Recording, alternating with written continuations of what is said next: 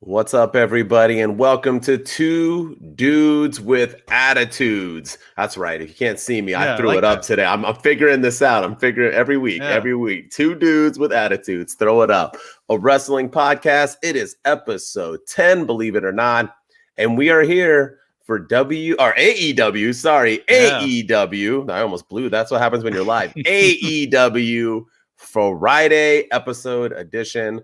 A lot of stuff happened. We'll get into it. But as always, I'm Mr. MWO. And with me is Mr. Shooting Star Press. How are you? How was Dynamite? Did you did you come back with the championship belt? I know we talked about if you take a title belt to an event, you should be ready to defend it. And you did not take a title. So did you take one off of somebody? so yeah, it was like the 24/7. I got Yeah. it, then someone Yeah. else got it, and then at the end it wasn't Right. mine. Yeah. Yeah. No, well, the funny thing is, so as you can tell, I'm in a new shirt, the Killer and Pillar shirt. I just got this shirt, rocking and rolling. They Pretty had sweet. merch there. Thank you. Yeah, yeah. There was a lot of merch there, but I wanted to bring up the fact that they were selling the championship belt there for the low price of $850. Jeez Louise. The Burberry belt or the I don't think so, bro. just the regular AEW championship? Wow. $50. So as you can see, there was nobody for me to wrestle because ain't nobody was spending $850 on that championship belt. I don't know how WWE sells their belts all for like $350. What up, B-roll? $350 each, and they were selling that AEW title for $850, dude. Imagine that. Imagine going home and telling your wife, "Hey, I just spent $850. She's like, "Oh my gosh, are we going on vacation? Did you get a new car? What are we doing? I got this championship belt, I'm baby. the world champion. Yeah, I'm the AEW world champion for the wall. It's going on the wall. What's up, AC Relic? Yeah, that's how you bought the belt for me, right? Yes, I did, B-roll. I sent it to your P.O. box. You'll be getting it very soon. Yeah, check it out. I was disappointed in the merch though. I know I said there was a lot, but there really wasn't. $14.99 at Walmart. Yeah, the foam ones.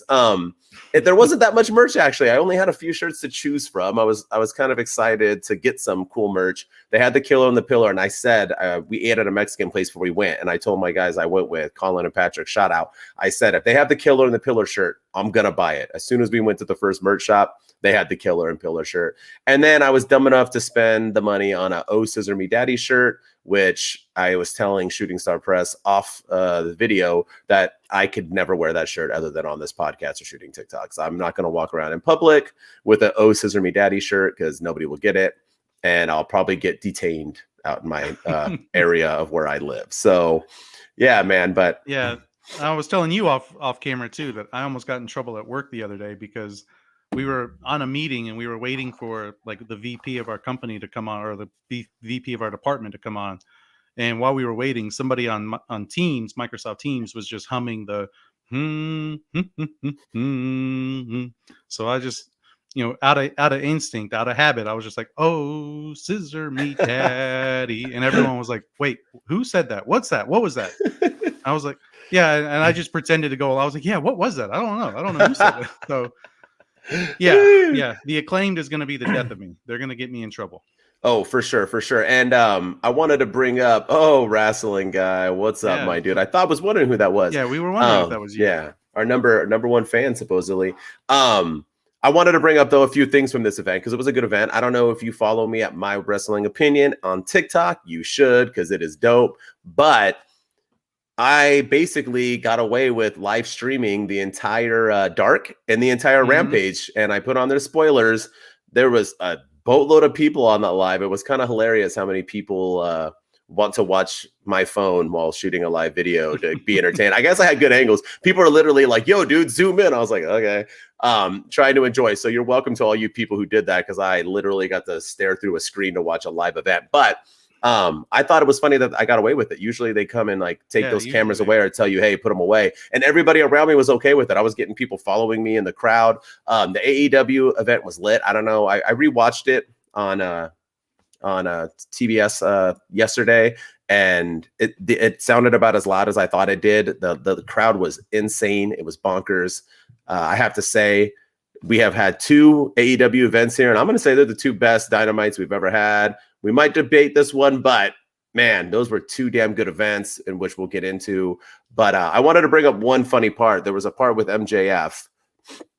Actually, let me talk about the Acclaim right quick. For those of you who don't know, if you haven't seen on the internet, the Acclaim did like some fake little pre-recorded video with Renee Paquette, and they came out, and Max Caster came out to bust his rap, and he flubbed the lines like instantly, right?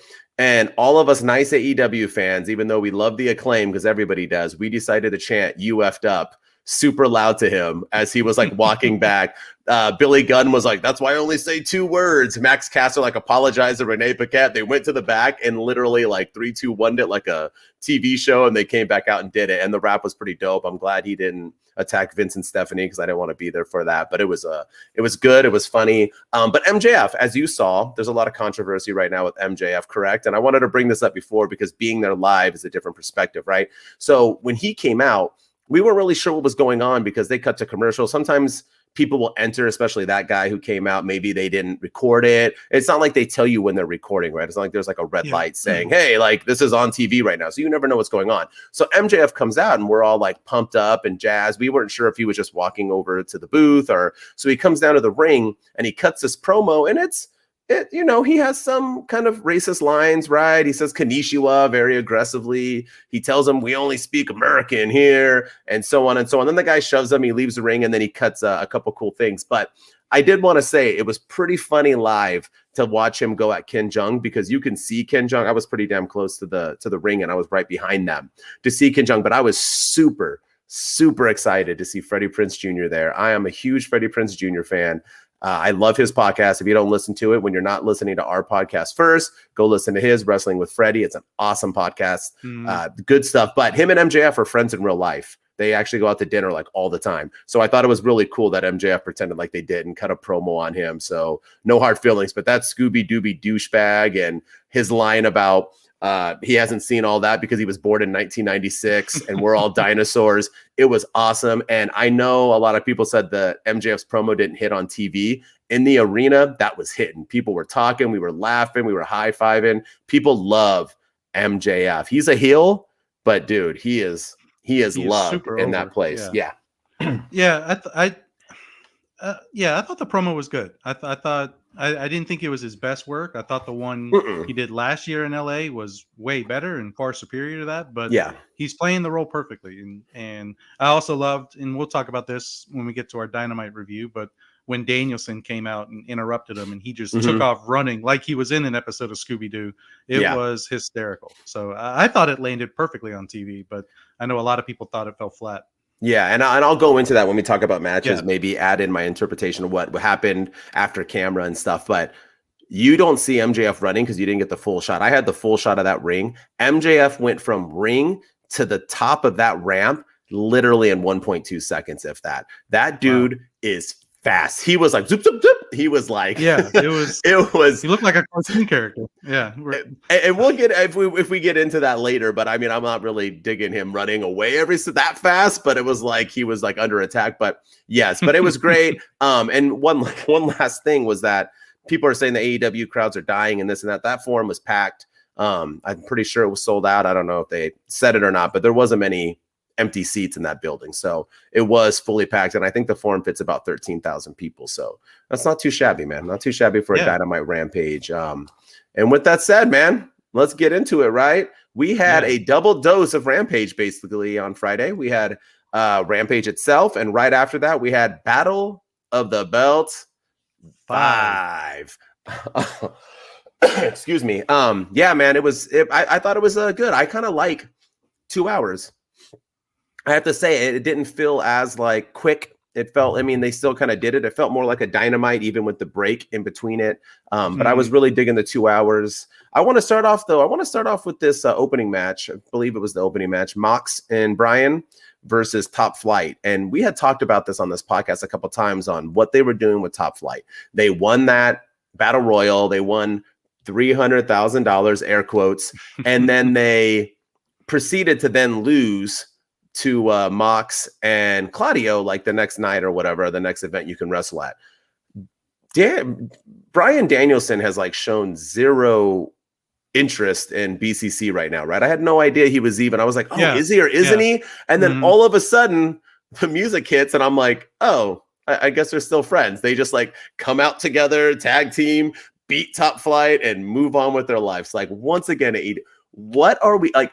Top Flight's not going to survive off of having 5-star matches all the time. They need credibility too. They can't just be good in the ring, right? And that's what they're doing. They're good in the ring. These matches have been good, but at the same time, what do you do? Like, why win that battle royal and beat them just to lose twice in a row? And not only did you lose to Mox and Claudio, now you're losing to Mox and Brian. Who are you going to lose to next? Brian and Yuta? Like, I don't understand what we're doing here. And I was very thrown off. And obviously, Brian Danielson since then hasn't even been with BCC. So it was just it was like they just like maybe Claudio couldn't be there that night, or maybe ROH now has their own special contract and he can't be there anymore because we haven't seen him since. I have no idea what was going on, but it was a good match, yes, but I'm confused on the booking once again. Yeah, it bothered me too because all of a sudden they're cool when the last time we saw them on screen together, Brian Danielson was having to hold John Moxley back from William Regal, who screwed him out of the match against MJF. And you would think there'd be some animosity naturally because Danielson's getting the title shot when Moxley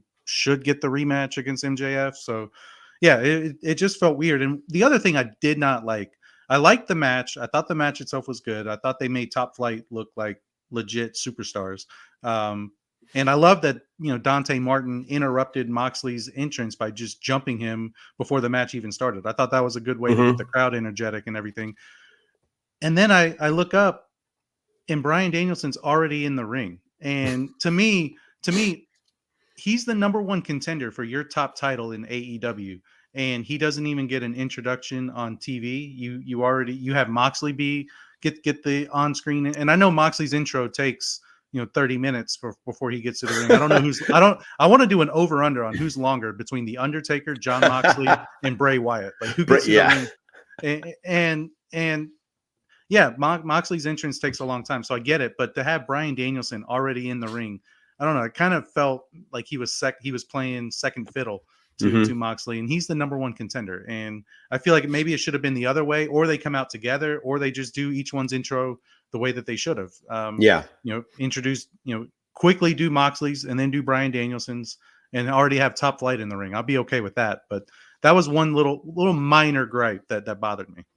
Yeah, I agree with that fully. Like I said, it was out of the blue. And yes, when you're the number one contender, you're the big deal. I know Mox is obviously, as we'll foreshadow in Dynamite later or talk about, that he's probably on his way out now. But it was a real, head scratcher, to say the least. Just all of it. All of it. Like, once again, AEW, they pull names out of hats. They just want matches. Sometimes they're just like, I'd rather have a good match than a good story. And this was a good moment of that. And where were Claudio and Wheeler too? Where were they? They were nowhere to be found. And it's like they're there one week, they're not there the next week. I know they're doing Ring of Honor, and we're in 2023 now, and they're getting ready to start the weekly show, hopefully soon, with Ring of Honor. But yeah, that whole thing, it was just head scratching for sure. I agree. Yeah, and honestly, the main event of Rampage I thought was really, really good. And I think it was good in the sense that I like what they're doing with the TNT Championship so far, because they're doing what they should be doing with it. They're defending it on TNT, of all places. It makes, yeah, I know, you would think, but like, there's my dog. If you can't see him on screen, he just made an appearance. Go sit down. But but yeah, so Darby Allin. I like that they set up the match with Mike Bennett on Dynamite. It's a story from Dynamite that feeds into Rampage, which we've always talked about. That makes Rampage feel a little bit more important. And then he's defending the TNT Championship. And not to get into spoilers, because I know you streamed Rampage ahead of time, but he defends it again against Juice Robinson tonight on Rampage. And so I feel like maybe we're getting into this trend where they're going to start defending the TNT Championship a little bit more regularly on TV, and make it like their version of the television championship, because that was always my gripe with Wardlow. It felt like he never really defended it very much. Samoa Joe, I think he defended it like once or twice, and the second time he defended it, he lost it. They really saved it for pay-per-views and all that. Now it seems like hopefully we're going down the trend of Darby Allin defending that championship pretty regularly on on Rampage. Make it like the Rampage Championship, so people have something to tune into Rampage for. Since Rampage is, on TNT, and you can set up the story on TBS. So Yeah. I do like that what they're doing with that. I thought the match itself was really good between him and Mike Bennett. Mike Bennett can go. He's one of my probably favorite wrestlers that flies under the radar. I thought he was used wrong in the WWE. I loved him in TNA, and I like him right now in AEW. I think he can go with anybody. He's one of those guys that can have a banger with absolutely anybody. Yeah. But yeah, I thought the match itself was good, and I'm glad that they're doing what they are supposed to be doing with the TNT Championship. And I'm going to do my best not to be a fickle fan. So I'm just going to talk all positives here, even though I like what they're doing. I just don't like the way they're doing it, if that makes sense. So Darby Allin right now is it's feeling like Orange Cassidy. Orange Cassidy won his belt, his All-Atlantic Championship. It was never defended by Pac, either way. And it was never defended. Then Orange Cassidy wins it, and now he defends it every single week, and I love it. But he defends it every week until just recently, basically against randos. And that's what I feel like with Darby Allin. No offense. He won the belt, and now he's finally defending it, which this belt has not been defended since like Cody Rhodes. He's defending it now. Thank you, Patrick. And he's defending it now. They said nice shirt, by the way, in case you're wondering in Radio Land. And he's defending it now, but it's also, once again, like randoms. And I'm okay with seeing, because I want everyone to get a shot. Mike Bennett, dude looked nice. He looked chiseled. He was great in the ring. He looks smooth. I don't know why the dude doesn't have a bigger career. His wife is smoking hot, and I love seeing her on screen, and I've missed her back in her WWE days, and I like seeing her. I like when they came in WWE and they were going to kind of start something with them, the Canellis, whatever, and then it just didn't happen. But with that said, it's just so like WWE, which gets a lot of flack because of the way they, I don't know, build up people or this and that, or maybe they have to, at least they have like established contenders, right? These two belts need we can't just have, if they're going to wrestle every night, why not have established content? Why can't we have they have a ranking system. Doesn't AEW do records? They do standings. Why not throw that out there? Hey, All Atlantic, these are the top 10 guys based on their record. So at least when we see Darby Allin come out and wrestle somebody, we can be like, oh, shoot, he was number 3 on the list. That makes sense. You don't even have to set something as simple as that. But I just think it has been. I mean, even Juice Robinson, where are these guys coming from? They're just like all of a sudden, like, I'm getting that title shot. All right, you've earned it, dude. Like I've always said wrestling is scripted, yes, but I like it when it feels real and you don't just throw random people up against each other. But good matches. I am glad he's defending. That's why I said I don't want to be fickle. I just want to be 100% for it. I do like it. I just wish they would just establish who they're wrestling and why. But other than that, I'm digging it. Darby's been money since he's come on. He still needs a new finisher, but I'm all for him, and I'm looking forward to it. And wait till you see Rampage, because it's another banger, as they say. I want to go into the Acclaimed because I just said I wasn't going to be a fickle fan. Here I go, right? So the Acclaimed come out, another fire rap, by the way, another great rap by them when they came out. And they wrestle once again, Lethal and Double J, Jeff Jarrett. Okay. The Acclaimed are so, Battle of the Belts 5. I see that. Yeah. They are so over and deserve so much. If you're going to have them just have this like random, awful, messy match where Double J and them won and then they did it and this and that, this was your chance to follow it up with a legit win to stake your claim in the Acclaimed and just have them beat them. Instead, they had an awful match where literally Aubrey had to come out and pull a wrestler out of the ring just to allow the match to be finished. And Sanjay breaking his pencil, or she broke his pencil, right? She like broke, right? Didn't she break the pencil? I forgot. Yeah, she broke his pencil, I don't know. She shoved him out of the ring. And it was just like a hot mess. And all of a sudden the Acclaim were like, oh, finisher time. And then it was game over and they win. It was just like, I'm okay with madness sometimes. I'm not okay with it when it isn't needed. And this wasn't needed. This was a time for the Acclaim to just get a nice, good win. And I think the reason why they're not is because they're so over. And I think TK is like, whatever, we can build other people with them because it's not like we're going to stop liking the Acclaimed. But it can happen.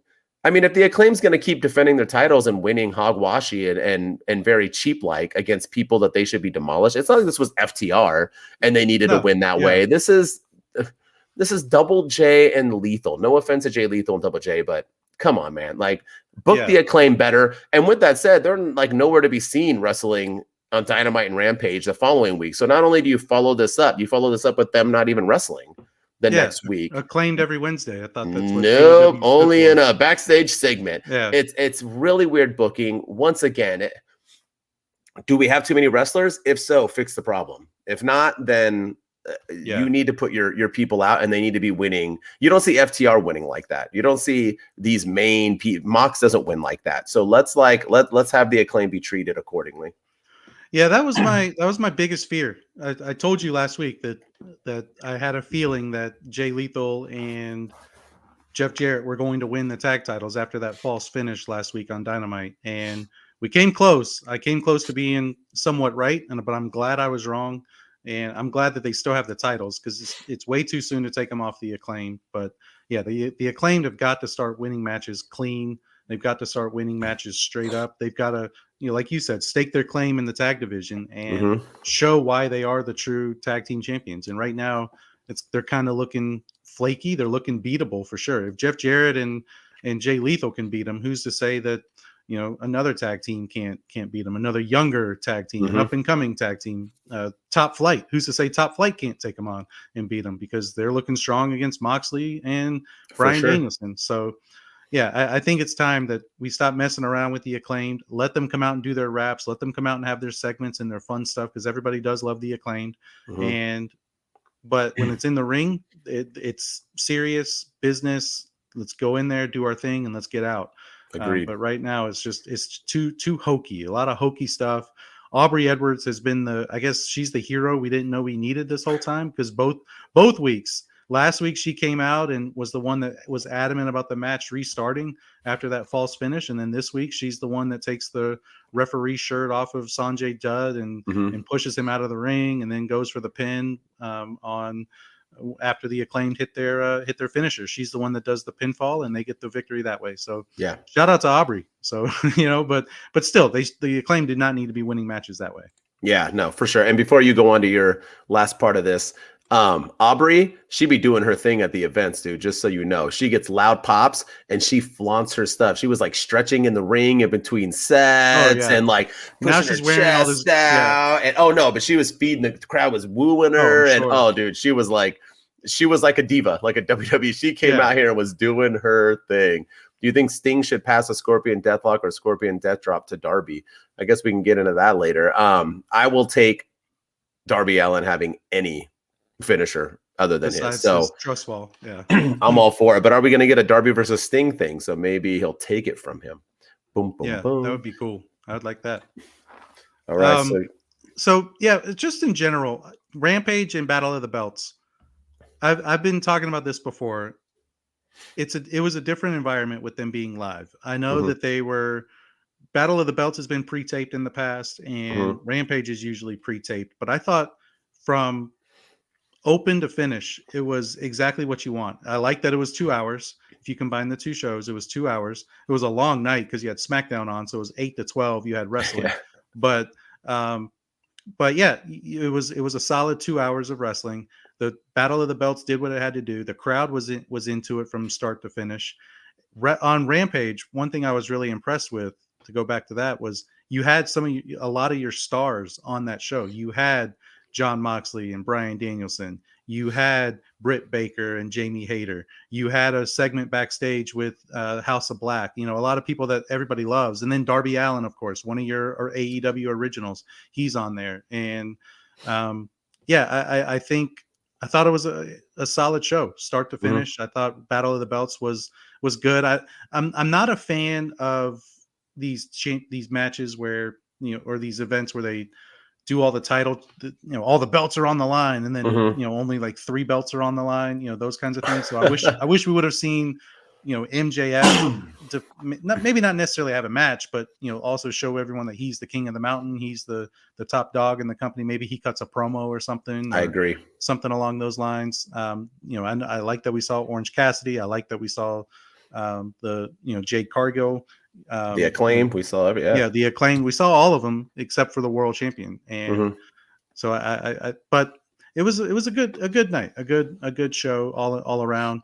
And the main event with Orange Cassidy was really good with him and Kip Sabian. There was another overbooked finish, but still, I'm okay with it. I'm okay with chaos if it makes sense, and this made more sense than the Acclaimed finish, in my opinion. Yeah, for sure. Someone else I missed when I went to my event as well, because I was rocking my Orange Cassidy shirt hard when I showed up. His backstage promo, though, he had the same shirt I did. So I haven't seen him wear his All Atlantic Champion shirt. I wore it, and then I was so pumped that he was wearing it as well. I think the Ass Boys win the belts with help from Daddy Ass. We'll get there, wrestling guy. We got a segment coming up. But but I dug it too. I agree with you. I like the 2 hours. I think they need to move to that permanently if they can. I think it just felt better. It just feels more like a show, and it gives us more to talk about too. Makes them feel a little bit more A-League than Bush League, and that they had everybody. I mean, that they were able to kind of spread the love, which I liked as well. It was nice to see Jade. It was nice to see Orange Cassidy, the Acclaim, like you said. It was nice to see Hater out there with and I like too at this thing that Hater and DMD kind of looking on the same page. All this talk, and we'll get into that next with Dynamite, but they're kind of looking like they're on the same page. So we'll see. But let's get into it, right, man? AEW Dynamite. Let's go. I'll start off. Let's start off. I'm going to start off exactly where we should with the start. That was hot. And being there live, it was hot. And we were just talking about who has the longest intros ever in the world. I loved that they cut them down. Mox got out there quick. He came right under me, so I could literally spit on him. He walked right by us. He was just a little bit more to the side, but I was able to see him come through the crowd. It was awesome, but he came pretty quick, and Hangman Page went to business, and I love that. There's nothing more that I hate in wrestling, and I'm not going to bring up the dumb Jeff Hardy thing, but the fact that when people have these beefs where it's so real and so I need you, and then they just casually walk out and do their thing. No, these two wanted to break each other's necks, literally. So they ran out and got to it. And damn, it was a banger. One thing AEW does better than WWE is that they love to start their events off nice. Yes, you were, Patrick, with me. They like to start them off banging fast, get it going, because it got the crowd into it. And as you can tell, watching it live, we never stopped from that. And just when the next segment you talk about is probably the second segment on the show, it was just a banger to a banger to a banger. It was just nonstop. It felt good. The right person won. Hangman Page needed to win. I like how they played his neck. He got power drove a couple times. Mox was really working it. There was a lot of false finishes where people thought Mox was going to win. A lot of people around me were upset that Mox lost, but it was a very Hangman Page friendly crowd. I don't know if I wasn't really paying attention watching it. Crowd reactions. I was just kind of rewatching the matches for this purpose. Because remember, when you're at an event, you're there, but so much stuff is going on. You miss a lot. You're just in a different atmosphere. It's not like watching it on TV. You watch it on TV, you can focus on the match. There's people, there's this, there's that, there's things going on. You don't remember everything because you're just so juiced up and enjoying it. But Mox needed to lose. I'm glad Hangman Page, and with the way he lost, I didn't like that per se. We were all kind of laughing at that he attacked the referee. You don't see it on TV. You just kind of see the referee on the ground, and Mox is with him. But basically, Mox was knocked out, and when Hangman Page was celebrating, Mox woke up and tackled the ref, thinking it was Hangman Page. They sold the whole concussion thing, he concussed Hangman, because that's what happens in UFC when you get knocked out or you get put to sleep. When you wake up, you still think because you just remember the last thing that happened. So that's what it was. It was so you didn't see that on TV, but yes, he double leg takedown the referee. And the referee was like, it's me. And then Mox was like, where am I? What happened? And I was like, okay, that's a little too much. But yeah, I'm glad they didn't show that on TV. That would not gone over well. So that's why I wanted to say, I was stupid, but vacation time for Mox. He deserves it. I know I haven't been giving him much love because I haven't dug his character in AEW this year, but he earned it. He has carried this company the best he could. Enjoy your time with Miss Renee Paquette. And for me, Mox, go somewhere, Hawaii, Get your wife a tan, bro. All right, let's go. What are you thinking? Yeah, no, I dug it. You could make the argument that that match could have been and should have been the main event. But I like that they opened it with a banger. The crowd seemed to enjoy it. Mm-hmm. It came across that way on TV that the crowd was really into it. And I thought the right person won too. I mean, Hangman Page is one of the AEW guys, and he deserved the win. He hasn't been winning a lot lately, and he deserved a big victory over a guy like Moxley. And whether you like Moxley or hate Moxley, I feel like you have to give him credit for what he did for AEW in 2022. There's a reason he was my MVP of AEW, because he carried that company through some dark times. He carried them when nobody else literally could because of the injury bug that was biting AEW, and he worked when he was supposed to be on vacation. And Don't forget the CM Punk bug. Yeah, and the CM Punk thing too, and you got to give him credit too for putting people over. He's put over CM Punk, and he put over Yes, he MJF at Full Gear, and then now he's put over Hangman Page on national TV. So I think he deserves some credit, but I thought it was a damn good opener and a solid way to start what I thought was a really good Dynamite. I agree. And then, the moment that I was most excited about on Dynamite was the return of Adam Cole. And the little nuance that Tony Schiavone gave when he was like, "It brings me no pleasure to introduce my next guest." And at first I was like, wait, what's going on there? And I know it's because of the whole Britt Baker thing that, yes. Tony, but at first I didn't pick up on that. I was like, why? I was like, okay, who is it? MJF? Is it who is it? And then next thing you know, Adam Cole's music hits, and I'm sure that the pop on TV was super loud. I'm sure it was even louder in the arena than what was projected on screen. But it was so good to see him back. I'm glad to see that he's healthy. I loved his return promo. It kind of gave me the Mark Henry retirement vibes to it too, where Mark Henry, he pretended to retire, and then he took out John Cena and said, "I got a lot more in the tank." One of the best moments ever. Yeah, it was great. It was great. And I thought that's what he was doing here. I thought he was going, because he came out and said he had good news and bad news. And the good news is he's healthy. The good news is he's injury free. And then it made us think, what could the bad news be? Is he going to retire? Is he done? Is he not medically cleared to compete? Is he going to be out for a few more months? Like, what could the bad news possibly be? And then he got us, or at least he got me. I got with the whole, it's bad news for the AEW locker room because Adam Cole is back. And he cut what I thought was a really good promo. He talked about how he's going to go be on the mountaintop of AEW by the end of the year. He promises us that. So that tells me he's getting ready to be in the title picture and in the title hunt against MJF. I think it's a little too soon to do that right after Bryan Danielson, but maybe later this year, maybe All Out, maybe or Full Gear later this year. I don't know, but I'm glad bottom line is I'm glad to see Adam Cole back. I like the promo. And the one thing too, and Tony Khan, I know you're out there. I know you're watching. I know maybe you're listening, because we do have a listener in Jacksonville, Florida, and I don't know who it is, but I'm just going to assume it's Tony Khan. What up, TK? If you're listening on Spotify, which he uses Spotify, which good for him. But life doesn't hand you very many second chances, and you have a second chance. Life has given you the wrestling gods have given you not just one second chance, but 2 second chances. You have a second chance with House of Black, because the first time around in AEW, they were booked poorly. They lost a lot of matches. They were on the pre-show. They should have never been on the pre-show. They lost matches that they shouldn't have lost, and you just didn't use them right. And now you have a second chance, another second chance with Adam Cole.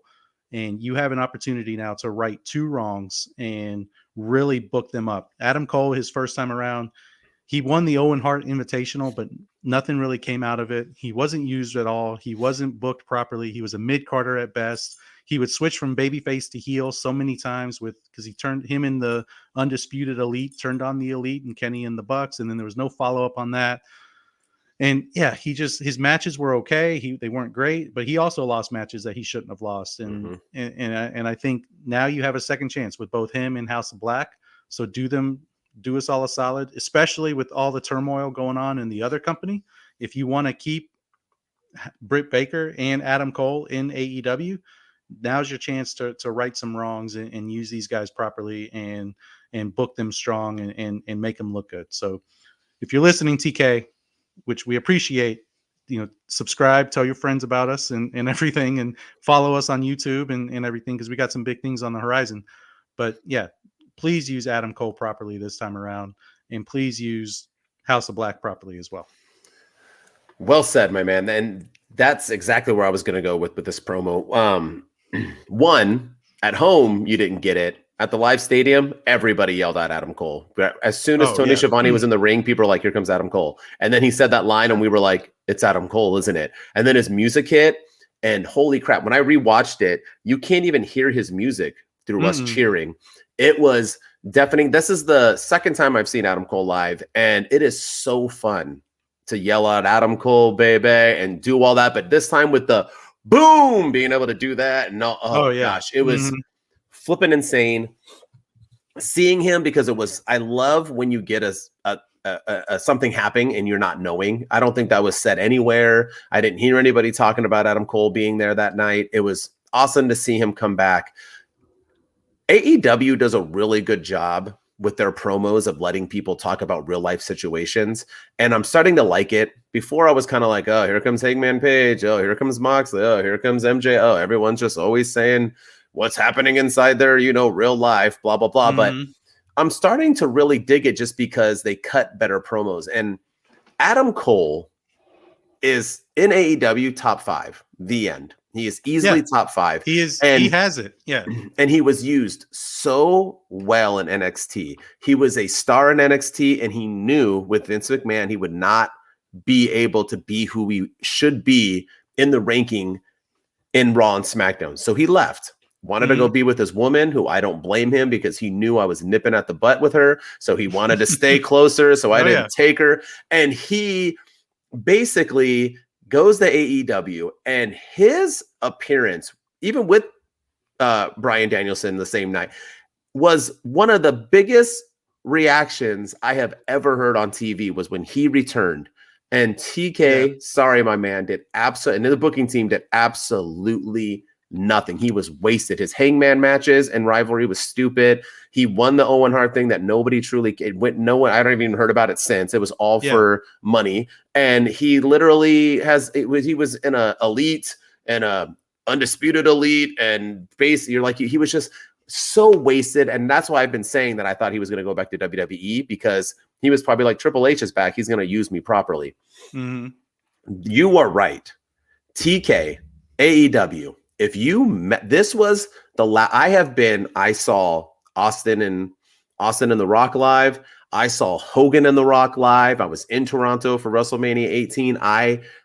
Where we cheered for like 30 minutes as they stared at each other. I'm telling you, man, this might have been the loudest pop I've ever been a part of. It was huge. It was insane. If you blow this, AEW, if you blow this, shame on you. This is your golden ticket with Adam Cole. He is a star. And this promo, I love that it was deep. I want to tell him I suffer through anxiety as well. People in my family also suffer through anxiety. It is a real thing. Waking up in the middle of the night, and I know it's because of his concussions in his brain, but it was the anxiety also of him not knowing what's going to happen to him, how he's feeling. I can't even imagine what Britt was going through as well, because I know when you're going through it, it hurts, but it always hurts the people around you even more, because they can't do anything about it. And there's no worse feeling. Prayers up to him, everything from Adam Cole. I hope he is fully recovered now. I hope the anxiety is at least slowing down, because it'll never go away. And I just wish nothing. I hope him being back in the ring will at least help calm that. But yeah, that tease and him coming back, holy crap, bro. I'm all for it, baby. Let's get this. I almost wore my Undisputed Era shirt today just for that reason. Yeah. I've been Adam Cole since day one. Dude is amazing. Let's go. He's legit, and he has it. I think he, I've talked about Ricky Starks being the guy to end MJF's reign. I think it should be Adam Cole. I think if they build him up properly and they use him right, I think he has the look. He's got the ability. He can damn sure go in the ring. I think maybe it could be Adam Cole, and I wouldn't hate it. I think it would be a good thing for him, and I think it would be a great thing for AEW if he were to end MJF's championship reign, maybe. But I still think it's way too soon to inject him into the title picture. I remember at Revolution last year, CM Punk, after he beat MJF, he was doing the belt pose. He did he's doing the discount double check that that the guys do on the State Farm commercials, and then he was immediately thrust into the title picture like the very next night. And I don't think this needs to happen with Adam Cole. It needs to be a slow thing. He needs to, work out the ring rust. And we also need to see if he still can go. We don't know if, what he's going to look like in the ring at first. Saraya has not looked all that great in the ring since her return. And, I know she had a neck injury, but he's coming back from concussion. So it's a little different, but you can't just go right into a barbed wire steel death cage triple table match or anything. Ease into it and win some matches and just book him strong. AEW, just book him strong because he is the guy. Agreed. All right, man. I gotta talk about Game 7, bro. Game 7, man. I think you could have started with this or ended with this same thing. You could have swapped out Hangman and Mox. I think it would have got the same reaction. This would have started off with a pop as well. I think they just wanted to end with the title. Death Triangle was definitely more over there. Obviously, the Lucha Libre scene in Los Angeles is insane. There were so many masks. Colin that I went with had the flag on him and the shirts. And I mean, it was very over, even though the Elite was getting loud pops on TV. People there definitely wanted Death Triangle to win. I actually almost bought a Death Triangle shirt just for fun. They were selling one. But number one, I'm glad it's over. Like, thank God I was over the thing. Number two, they did their thing. It was a fun match. The right team won, obviously. We all knew they weren't doing this for Death Triangle to win. Their entrance theme is as great as it looks in person. It is amazing. That song, their pose when they're up on the ring, it's just the Elite coming out is really cool. Even the Death Triangle intro was really cool. It was nice to see. Nice way to end it. I'm glad it's over, but they didn't end with a stinker. They ended with a banger. And, my thing now is what's next for Death Triangle and who's next in these, the trios titles. Who are they defending against? So hopefully they don't just kind of ignore it and move on, and just have the Elite just hanging out with belts on. So, yeah, I hope not either. And yeah, I'm glad it's over. Kudos to the Elite for, accomplishing what very few teams have done, which is overcome a 3-1 deficit. The Golden State Warriors had a 3-1 deficit and lost to the Cavaliers in the NBA Finals not too long ago. So it is possible. But, very few have done it. So kudos to them for overcoming the crazy odds of overcoming that deficit. But yeah, I did. The one thing I did like about this series is, as much as I'm glad it's over, each match seemed to get better and better. The last two especially. Now I know they added some stipulations just to change things up a little bit. Yeah, which is why they got better and better. But yeah, the last two matches, match 6 and match 7, were probably the best of the entire series. And that's what you want whenever you have a 7-match series. You want Game 7 to be the best. You want you want it to be between two really good teams and it's down to the wire and anybody can win. And you don't want it to be a blowout in Game 7. So I did like that each match got better and better. I did like that Death Triangle didn't look like slumps or chumps in the any of the matches.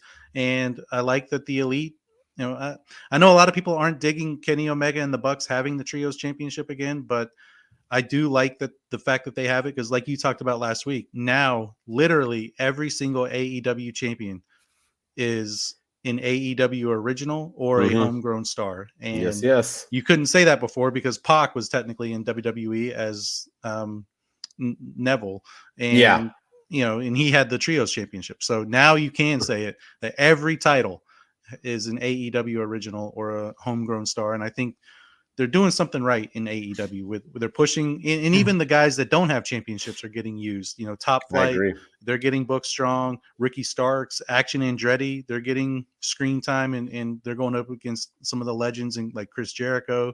Hangman Page got a big win over Mox, even though he's technically from Ring of Honor.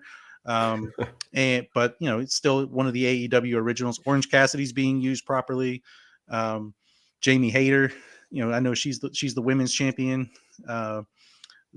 Jungle Hook, let's not forget about Jungle Hook. They're getting, I think it looked like Hook got a huge pop when he suplexed Big Bill. And Big Bill, as much as I hate that name, I thought he sold that pretty well with his facial expressions and everything too, in that match. So I feel like AEW is doing a lot of things right. They're doing what they're supposed to be doing, which is pushing their guys, pushing their stars, and using the WWE guys to kind of help get them there. So Yeah. so shout out to them for how they're doing things right now. And real quick, before you jump in your last thing, it was a huge pop. We were on our, everyone was standing. We wanted it. We knew it was going to happen. It didn't happen the first time. Then it kind of like had a little scramble. Then he got like kicked back into him, and he did like a whoop, and then he did it. And Big Bill sold it well. I mean, Big Bill kind of is looking like an idiot, but I mean, he's looking like a chump lately. But it was nice. It was a great moment. And the crowd ate it up. Yeah, and we talk about Sami Zayn's facial expressions against the Bloodline. His facial expression when that happened, it looked like he was mad, shocked, and excited all at the same time. Like, he mouthed the F word too. Yeah, he was like, you could tell that he everything went perfectly in that, and so kudos to him for that. I wish that Hook would have gotten the submission victory over Moriarty instead of Jungle Boy, but still, that was a big win for both guys. Agreed. And then the last but not least, before we move into our show, and I think this is the one that everybody wants to talk about, the women's match, the tag team match, the mystery partner.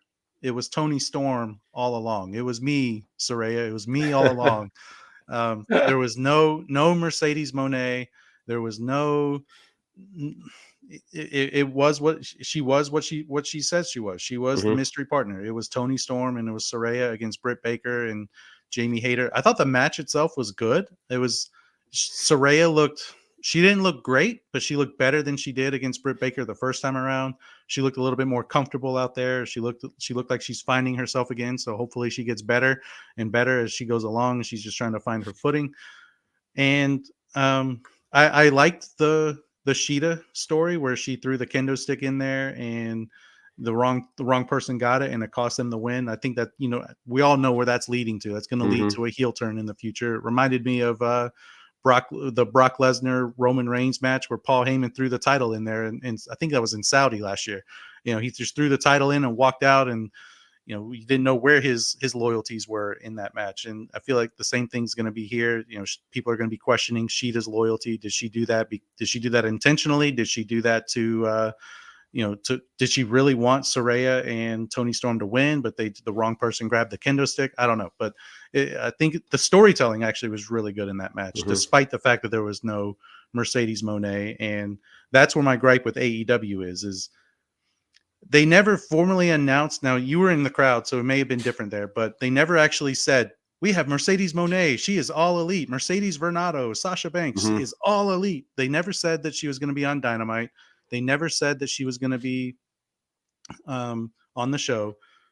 But that's what makes me question, why did they even do the mystery partner thing in the first place? And then why did last week when Britt Baker cut her promo, why did she wink at the crowd and say, I'm the only boss in town or something along those lines? So that kind of, why did you do that? You didn't have to do that if you knew she wasn't going to be there. And I know it was going to drive interest in the show, but you would have had that interest either way. So that was the one thing I didn't care for. So they did it twice too. So here's the thing, right? It was like when Cody Rhodes was going to return and WWE said nothing. They weren't hinting at it. There was no like mixed messages. It was all just stupid media and fanboys claiming that he was coming because they knew. So when he was not returning every single time and then it was finally at Mania, I was okay with it because there was no, I go by story, right? I go by the show. Nothing in the show is saying it, so I'm not going to believe it. Britt Baker literally said, like you said, I'm the boss, wink. Why do the mystery partner? At the event, I'm pretty sure AEW, because somebody did, leak that she was there. She was taking pictures with AEW wrestlers, supposedly. There was all this stuff going on. And before Toni Storm came out, they did like the screen went like somebody was going to come out. And then it turned off. And then Toni Storm came out instantly, which you guys did not see. Then after the match, they did it again. And the crowd booed. So they definitely are once again, it's where I get to TK as a fan. more so than like a business person, that I think he's just like, cool, this will be funny. Like, if I was a fan, I would be so bent out of like, but it's bad than it is good. She sort of went, I mean, just say nothing. Say no, if it's not going to happen, Yeah. say nothing. Even if she's going to come next week, say nothing. It was bad, and I think it threw the match off at the beginning. The crowd wasn't as into it as they should have been because they were hoping for it because it was teased. With that said, Killer and Pillar are killing it. I'm glad that they're not really showing they look like a pretty damn good team. I'm glad Hayter took the pin, or took the win, not DMD this time. I like that. I actually thought Saraya looked damn good. I watched it live and I was like, okay, she doesn't look stiff anymore. She looks good and comfortable. When I rewatched it on TV, I thought the same thing. I thought she really, really did. She wasn't slow. She was so good for her. We were talking about that. I'm all for her coming back as long as it's safe and as long as she feels good about it. It did look like she did. The Sheeta thing with the throwing in the kendo stick was about as bad as Paul Heyman throwing in the belt, where it looked like it was going to go to somebody, but it really just went to no, like, I don't even know who you were trying. It's not like you threw it to the other person and they snagged it. It was just kind of like, here it is. No, I meant them. Yeah. But with that said, I do have one thing though, because I know we got to move on to our segment. And Patrick, you're right. It was hard not to feel disappointed, 100%, especially live. 100%. Was that we are talking about and praising TK because he's doing a great job with all these champs right now. What's with Hayter? He gives women championships other than Britt Baker, and they become tag team partners. What happened with Tony Storm's run? How was Thunder Rosa's run? Was Thunder Rosa in a tag team? Oh, that's right. Was Tony Storm looking at a tag? Oh, that's right. Jamie Hayter's the champ and she's in a tag team? That's right. I'm all for Killer and Pillar. I'm digging it. Yeah. But you can be Killer and Pillar and be defending your title. You could be in a crew and not a tag team. Why is this not a crew? She seems sick and fiddle, and I hate that she doesn't defend the belt. There's all these women here. Defend your belt. Defend it. That's my only negative on this, because I thought it was good and I thought they had a pretty damn good match. Yeah. And again, I know people were disappointed at Mercedes not coming out. I feel like that kind of took away from the excitement in the ring. And I'm glad that the crowd, they seem to rally. It's because that was the only time I heard any boos on the when I was watching it on TV. It feels like they only booed when Mercedes didn't come out. And I was like, oh gosh, please don't let this take the wind out of that crowd sales. Please don't let them, shit on the rest of this event. Similar to how that segment was a few weeks ago with Rick Ross and Keith Lee and all that. Gosh, that was kind of took the show to a nosedive, that nobody cared about the main event anymore.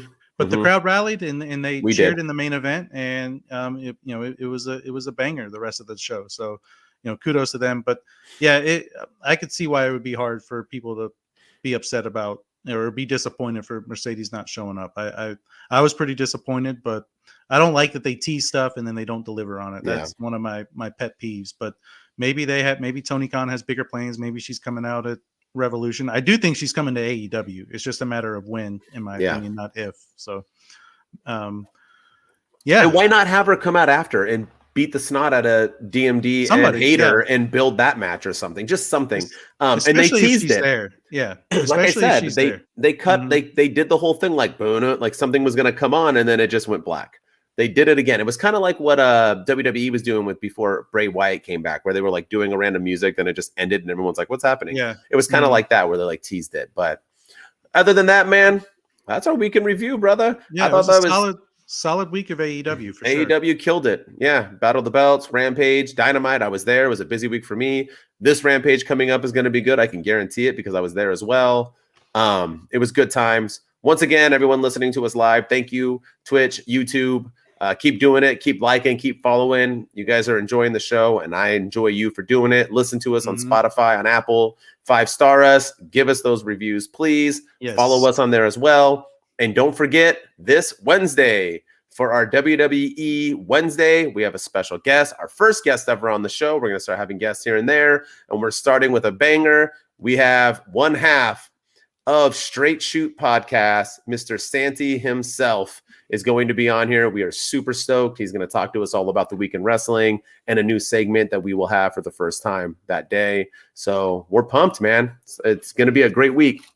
Yeah, and it's going to be a crossover episode. So we're gonna change the name of the show to Straight Shooting Star Press with MWO. But Yes. no, but yeah, we're excited to have Santy come join us. It's going to be a good time.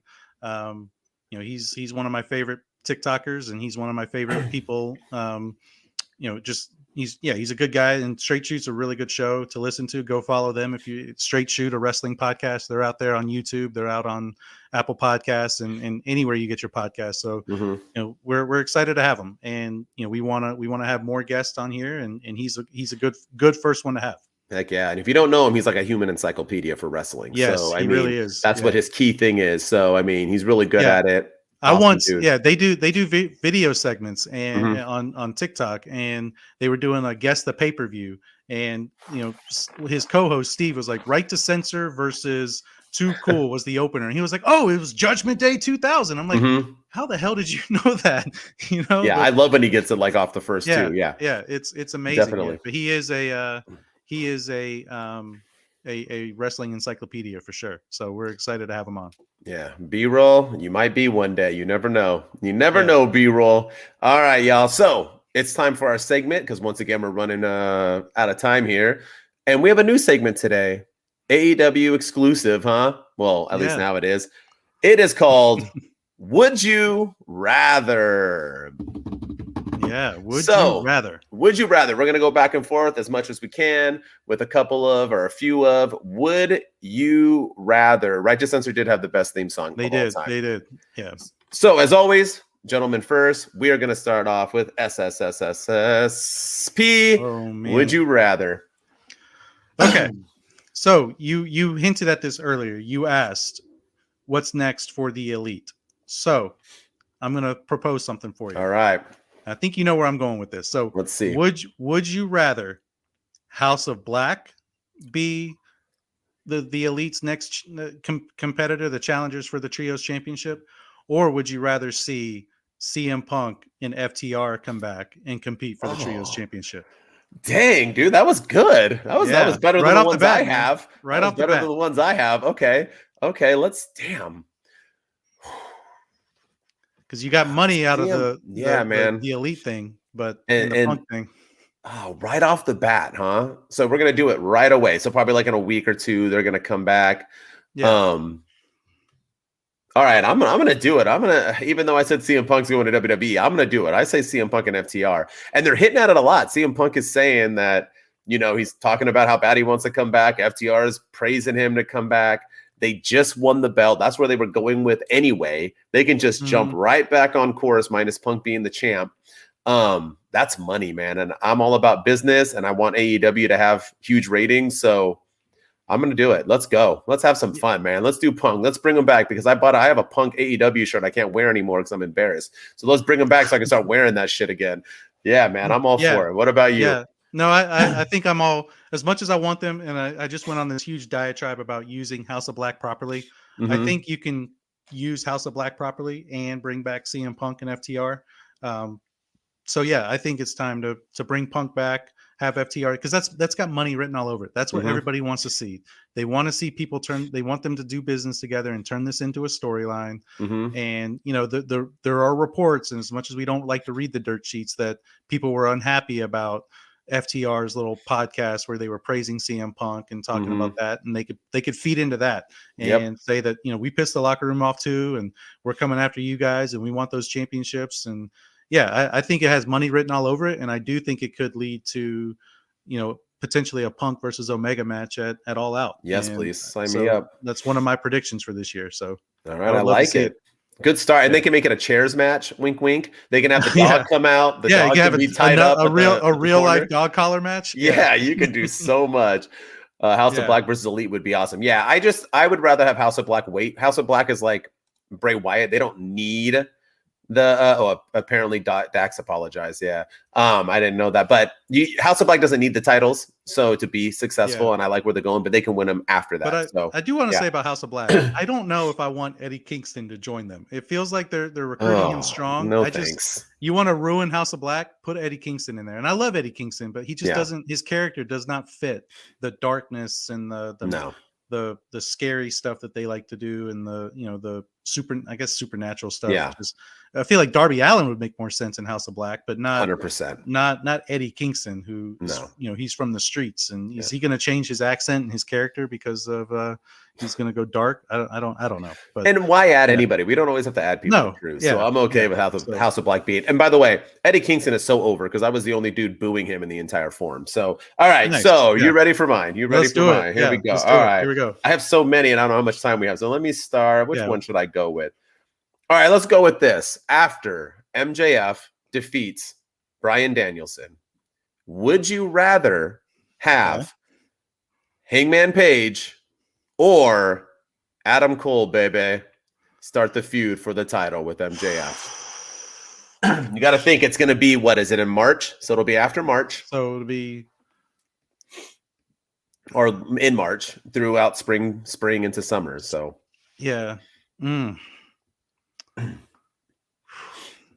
I think for right now, I would rather have Hangman Page go after MJF, and I think the promo battles that they could have, the matches they could have, I think would be good. I don't know if they've ever had a history in AEW before. I don't know if they've interacted much before, but I don't think so. Yeah. I just, like I said before, it's too soon to put it on Adam Cole. As much as I would like to see it, it's too soon to take the title off of MJF.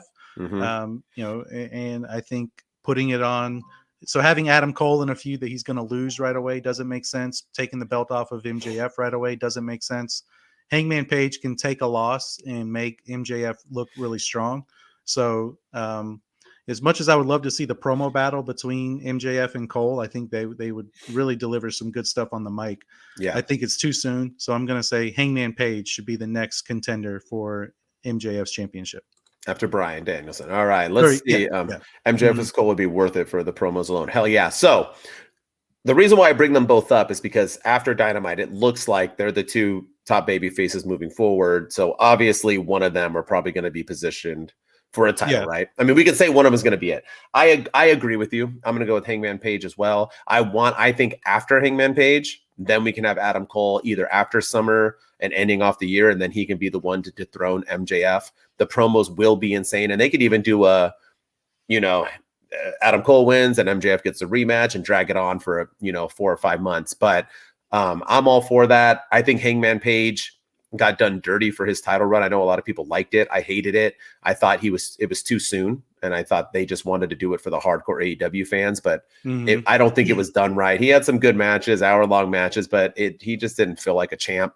So I would like him to redeem himself eventually and get a true title run one day, but I think if he faces off with MJF and builds himself up until then, I think he can have a title match and still lose and move on and still be successful afterwards. I don't think Adam Cole would survive. That was the problem with Adam Cole's run. They put him in there with Hangman Page instantly and it flopped. So yeah, I'm all with you. So right on. All right, let's do one more each. We got it. Let's go. Okay. All right, here we go. So we have the lovely tag team of Jungle Hook, and whether they're a one and done type tag team, or whether they go to Splitsville after this, we'll find out. But let's just say they're going to stay together. Would you rather see Jungle Hook, or would you rather see Luchasaurus come back and reunite with Jungle Boy, and they take on the Acclaimed for the tag team championships? Wow.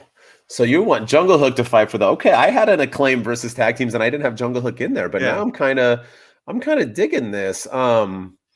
Luchasaurus. So is Luchasaurus turning on Hook? Are they becoming bad guys, or is he coming back as a good guy? Because Luchasaurus babyface is. Okay, so if it's, would you rather see Hook and Jungle Boy continue on this tear that they're on and remain a tag team, or would you rather them split and they kind of go their separate ways? Oh, and then they become, and then Luchasaurus comes back and they reunite and they go for the tag team championship. So this doesn't have to be the Acclaim next titles, or you know what? I think Luchasaurus will come back with Christian again. I think that's how it should be. So I'm going to go, let's keep Jungle Boy and Hook. And I think story time, baby. Story time. Who's ready for story time with Adam Cole, Yeah, baby? that's such a Um, good line. I love it that. is. It is. I'm gonna say I love Jungle Hook, and I really hope that they keep Hook with someone for once. He keeps tagging up with random people and having cool names, and they break it up instantly. Yeah. I wouldn't mind seeing them beat up a couple more big guys and then go on to the Acclaimed. I think the Acclaimed versus Jungle Hook. Woo! I Yeah. mean, That's I money right there. it Yeah. is 100%. I'm all for it. Sign me up. So I'm gonna go with that. Yes, sir. I think that would be fun to watch. The Acclaim ripping them and Jungle Boy and Hook not saying anything and just taking it in the ring. I like it. I like it a lot. Yeah. I agree. I think Jungle Hook needs to stay together. And I think Luchasaurus is coming back. And I actually think I could see Luchasaurus and Christian Cage coming back and going against Jungle Hook to kind of rekindle their Jungle Mm. Boys feud with Christian, because they never really got any. Because Christian was hurt when they had their one-on-one Mm-hmm. match, and Luchasaurus, he hasn't really gotten his one up on Lucha yet. So Mm-hmm. I could see Hook helping him against Christian and Luchasaurus, and then that catapults them into the tag title picture in the future. But All I right. definitely don't want them to break up. I think they're a good team together, and They they're are. getting on TV. And that Tony Khan knows how to book tag teams, but he Mm-hmm. doesn't seem to know how to use single stars. And so as long as they're in a tag team, they'll be on TV. I actually So, thought, right? I actually thought this was leading to Jungle Hook versus Luchasaurus and Christian, just because they're yeah, doing the whole beating the big man thing. So I thought they were gonna like try to yeah, I can take see that down too. Luchasaurus, and then out comes Christian, and then they have that as a tag team after Christian's healed up. Yeah, I wouldn't All hate that. right. Yeah, I'd like that too. Yeah. Last one. You ready? Would you Yeah, let's do rather? it. I had two. I'm gonna go with this one. All right. Would you rather for Jamie Hayter's next title defense be versus Saraya or the separation and let's end Killer and Pillar and have her go up against DMD? Who would you like Jamie Hayter to face off next for her title? If she ever Oh man. defends it. I don't know if she's just a tag team partner now the rest of her life, but Saraya. I want her to go up against Saraya for the women's tag title, and I want Jamie Hayter to win over Saraya, which is something that Britt Baker couldn't do. And mm-hmm. then Jamie Hayter rubs that in Britt Baker's face. Hey, I did what you couldn't do, and I beat Saraya, and that eventually leads to Britt Baker and Jamie Hayter's inevitable split. And I think that's a big part of it. Is I've been playing second fiddle to you, and I'm doing all this stuff that you couldn't do, Mm-hmm. and that's one of them. So I wouldn't mind seeing that happen. Yeah. So that's a sweet shirt, the Killer and Pillar. That's a cool name. It is a cool name, man. There's selling merch, and no need to break them up just yet. So I think let Saraya. Plus Saraya is undefeated since she's come back to AEW. She's 2-0 technically. So she's beaten Britt Baker. Britt Baker hasn't beaten Saraya. So let them have a title match, and let's see what happens. But I don't think it's time for Saraya to beat Jamie Hayter. I think Jamie Hayter needs to beat Saraya, and then that leads to the split with her and Britt Baker. You could have Britt Baker interfere somehow and inadvertently hit Jamie Hayter, but Jamie Hayter is I don't know. There's so many ways you can go with it. Yeah. But yeah, I would rather have Saraya be her next opponent than Britt Baker. All right. I agree. I think there's two options we're getting after this. I think Saraya's going to say, hey, I picked Tony Storm and she failed me. You didn't pin me, Jamie Hayter. So I beat your girl. I won a title match. So I think they will. Yeah, I almost bought that shirt, B-roll. I should have. They are going to have Jamie Hayter versus Saraya for the title next. And I think it goes two ways. Call him. That's funny, wrestling guy. I think it goes two ways. I think either A, it's the end and Britt Baker cost Hayter the match and we put the belt around Saraya, which would be disappointing because I think Saraya should be there to enhance, not to win. Or, like you said, Hayter beats her and then basically starts to rub it in and you start to see the Killer and the Pillar kind of end maybe 4 or 5 months here down the road from after this. So I think no matter what, it's going to be Hayter versus Saraya next for the title. I think they're just building to that. I'm intrigued on where Britt goes. I like that they're not showing signs anymore of them breaking up. I dig the camaraderie between them. They seem to be a cohesive unit, so they're looking good. But Hayter can't play second fiddle forever. And as long as Britt Baker is standing next to her, I don't care who you are, you're playing second fiddle because it is DMD. So, and get better than that. But all right, man. I think that went well. That was a fun I thought segment. so too. Yeah, maybe we got to bring that. We got to bring that to WWE. That's a fun segment. That would be fun. All right. All right, everybody. So thank you once again for tuning in. Sorry, we went 10 minutes over. We'll get better at this. We'll figure this out. Next week, Wednesday, we're probably going to go way over with Santi. We'll see. But as always, follow us, YouTube, Twitch. Get us going. Two Dudes with Attitudes. Follow us also on Apple Music and on Spotify. Follow us there. Give us those 5-star ratings. We appreciate you guys for tuning in. We're appreciating you guys digging it.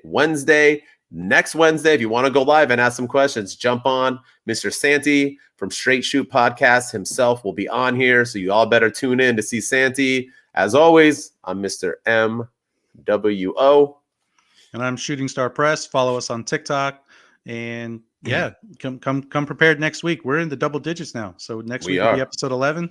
And we're gonna have Santi join us. So let's do it. We have a cool segment planned too. So you guys get ready, get your minds ready. It's gonna be you guys are gonna love it. We do. We need a shirt like this, huh? We since I took the DMD thing, we need to figure that out. We need like a cool little name like that. We gotta take this style. All right. All right, man. Thank you all. See you Wednesday, y'all. Thank you.